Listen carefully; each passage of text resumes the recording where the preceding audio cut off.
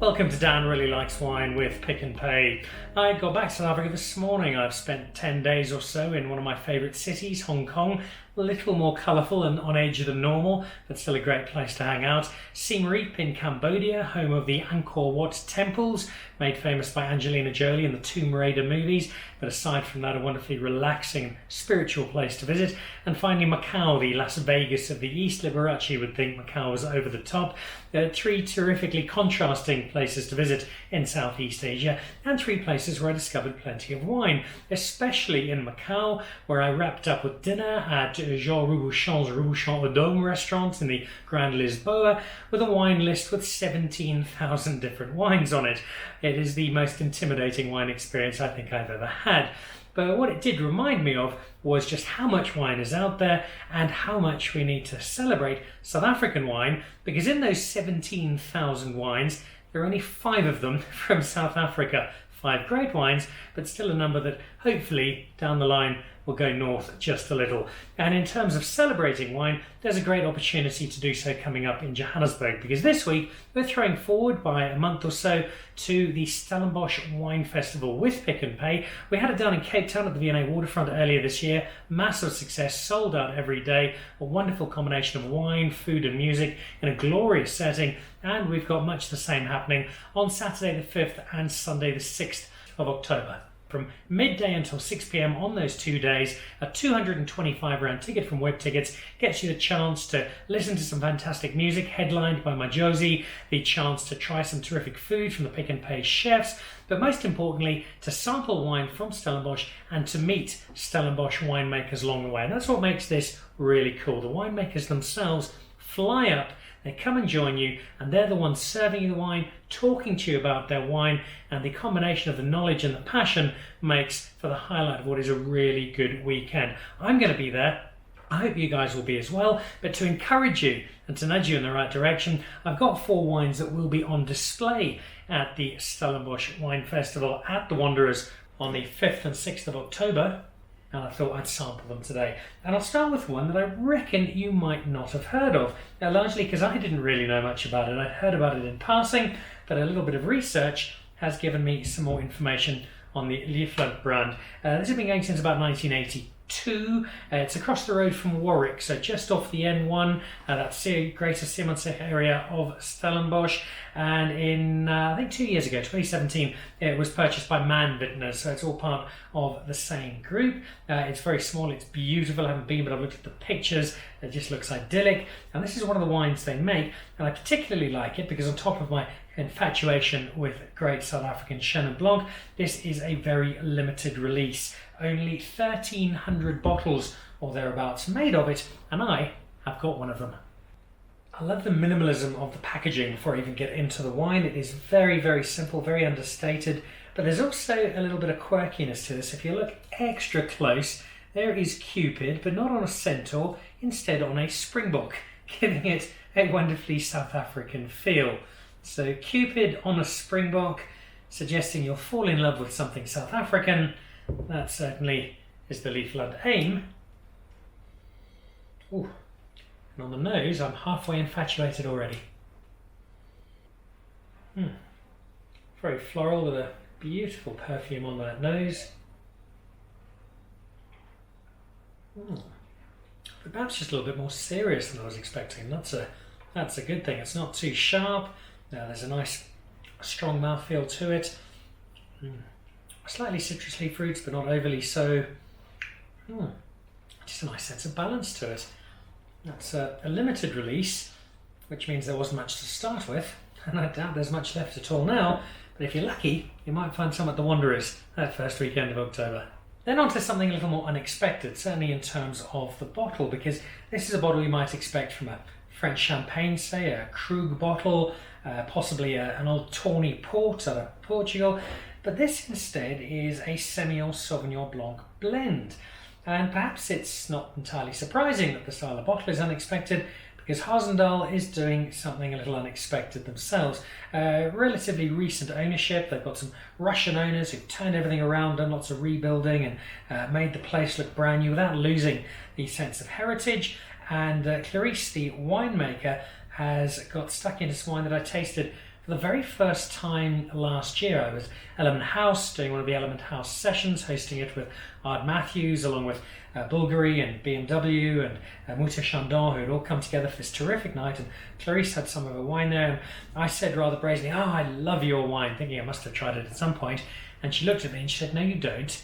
Well, no, I do. No, she said, "You haven't tasted it. Tonight we're tasting it for the very first time." So I made a bit of an idiot of myself, but I bounced back, I think, by appraising it and giving her fulsome praise for what I tried out then, which was superb. It certainly wasn't in these bottles, so I'm interested to see if that's changed at all from anything I do recollect, and to see how this Sauvignon Semillon blend works out.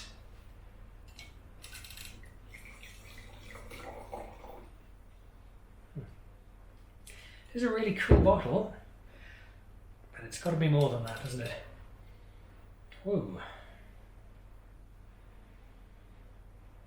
It's got a sort of grenadilla scene to it. Quite pungent, but pleasantly so.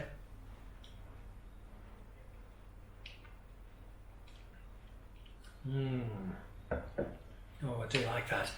The grenadilla softens down a little bit, and a beautiful meshing together of the green of the Sauvignon Blanc with the slightly bigger Semillon, giving it a bit more structure, and they do come together delightfully. It's certainly not an uncommon blend. A lot of people doing it very well, but this is a great example.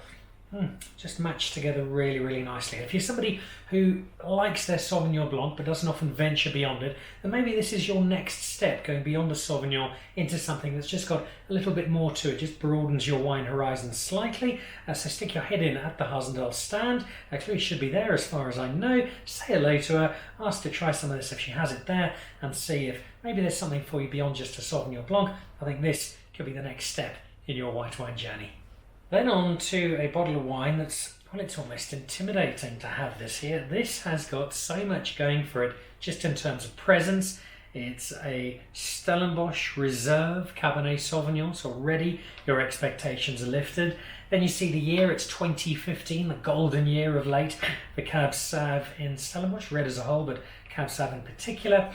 But it's really this name at the top that is the one that makes you nod your head in deference, Le Riche. And that refers to Etienne Le Riche, one of the founding members of the Cape Winemakers Guild. Started Le Riche as an estate in 1986 and has become one of the godfathers of Stellenbosch Cabernet Sauvignon.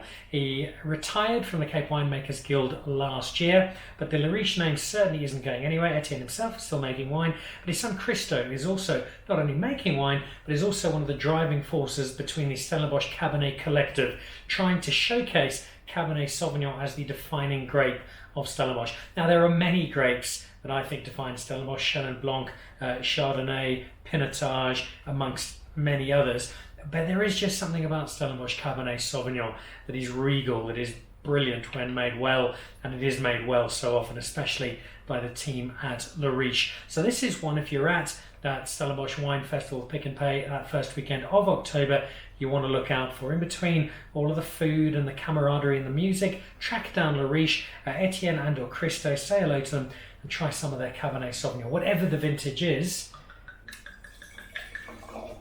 I suspect you will be rewarded with something rather special. But a 2015 Reserve, I get genuinely excited about stuff like this. And that nose is just lovely. It's so sumptuous and big and inviting and enveloping. It's, you know, that feel when you get into a 5-star hotel room and it's got the 12,000 thread count Egyptian cotton, and you sink into that pillow of duck and goose feather and you just luxuriate in it. That, at the risk of going completely overboard, is what a beautiful Cabernet Sauvignon is like, and that's just on the nose.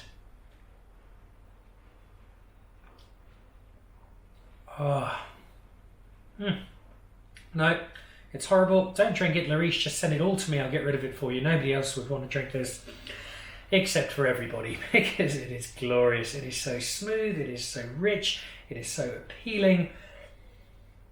So here's an added hint then. Don't just go and try this. One of the advantages of the festival is you can actually buy wine as well. So when you're there, it might be the cheapest wine there, but in terms of value for what you're getting, it's well worth an investment to drink now if you'd like, but to set aside for another 5, 10, 15 years. Ask whoever's there from the Riche team. They'll suggest a golden year down the way, and you can hang on to it for a bit.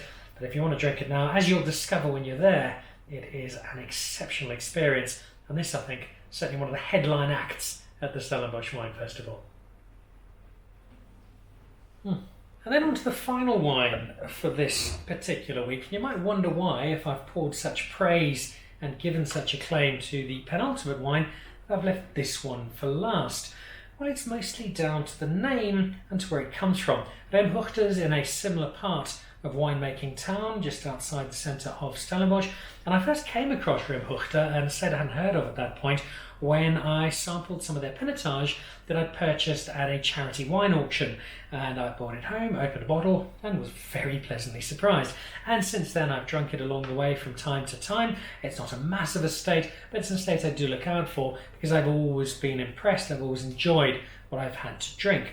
This one in particular, though, has added appeal because I haven't had it before. It is another 2015 reserve wine. What I particularly like is the name. You'll see there, Thomas Cullinan. Now, Thomas Cullinan was one of the founders of this particular estate.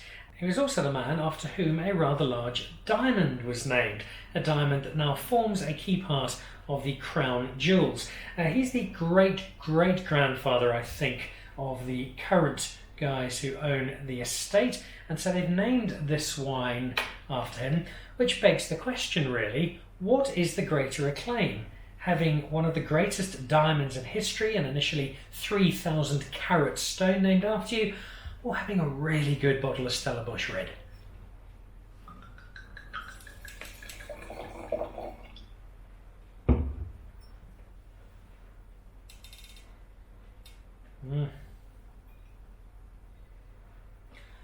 So this is slightly softer, slightly inkier on the nose, and not surprising because it's not a Cabernet Sauvignon. It has some Cab Sauvignon, but only 30%. The other 70% is Merlot, and that's more Merlot than you'd often get in a blend, which to me suggests two things. They felt the quality of this Merlot was exceptional and needed due reward, and that extended to that, it only needed a little bit of Cabernet Sauvignon to really bring it together as something special, something worthy of being named after Sir Thomas Cullinan.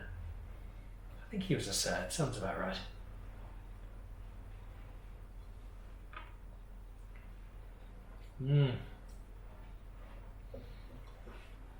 Oh, and that's lovely as well. It's a little more elegant, a little more restrained than the preceding wine. It's still a very big red wine, but it's got just a little bit more silk to it, where the other one's got a bit more fruity panache. Two glorious wines and two wonderful showcases of Stellenbosch and two wonderful showcases of the Stellenbosch Wine Festival. So those are just 4 of the hundreds of wines you'll be able to taste over the course of the 2 days. So a quick reminder then, it's Saturday the 5th and Sunday the 6th of October. You've got Majosi playing music, you've got the Pick and Pay chefs cooking up a storm. There are also some very special tasting sessions you can do, some pairing sessions. They are half an hour each, you need to book in advance. Those are an extra 275 Rand, but it's 275 Rand very well spent.